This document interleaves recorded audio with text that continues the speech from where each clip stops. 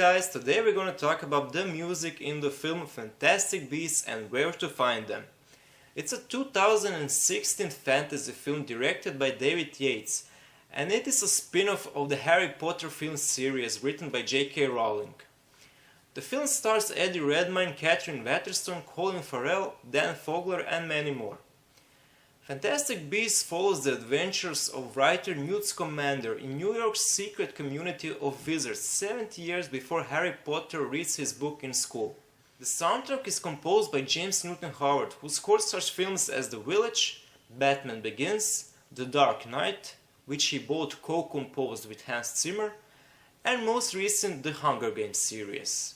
The movie opens with the iconic John Williams theme for the Wizard World created for the first Harry Potter film. I assume that this opening will also be present for the future films in the series to remind us all that we're in the Harry Potter universe and that it is all connected.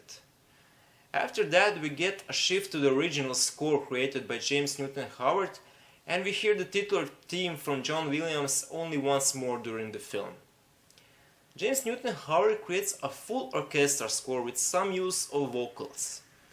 Now, because Fantastic Beasts is set 70 years before Harry Potter, it has that 20s vibe in it, and the score reflects that in some ways.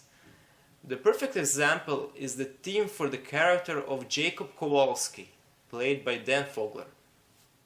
James Newton Howard is famous for creating beautiful and elegant orchestra pieces, and the score for Fantastic Beasts is no different. We hear that in the opening of the movie with a really beautiful theme that plays throughout the movie. The score as a whole perfectly fits to the Wizard World, and the tone reminded me in some ways of the first Harry Potter. My only complaint for the tone is the use of vocals in some parts of the movie, because the vocals are not needed and bring nothing to the scenes, or even the score. The biggest positive for the score is the overall quality of it, and the elegant emotional theme that is fully realized in the climax of the film.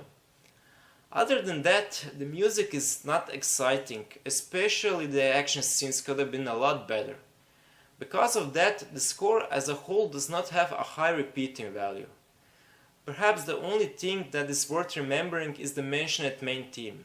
The score is in some ways innovative and brings something new that we haven't heard. The example for that is the Jacob Kowalski theme that brings the 20s vibe into the movie but also fits into the overall tone of the score. Other than that, it is just the same that we are used to from those type of scores. Now, I have to address one big negative to the publishing team for the soundtrack, but that will not affect the final grade for the score. If you look to the names of the soundtrack, you realize that more tracks on the score contain of 2 or 3 names, and they last very long. One track lasts over 12 minutes, and the score has a lot that kind of tracks. Now, I usually like longer composition, but here it is just silly because those tracks contain of 2 or 3 pieces, as the name suggests, and they could easily be cut into more tracks. Because of that, the soundtrack album is now hard to listen, and I will prefer it if you get one name for one track. Overall, James Newton Howard creates quality and elegant themes from Fantastic Beasts that fit perfectly to the Wizard World.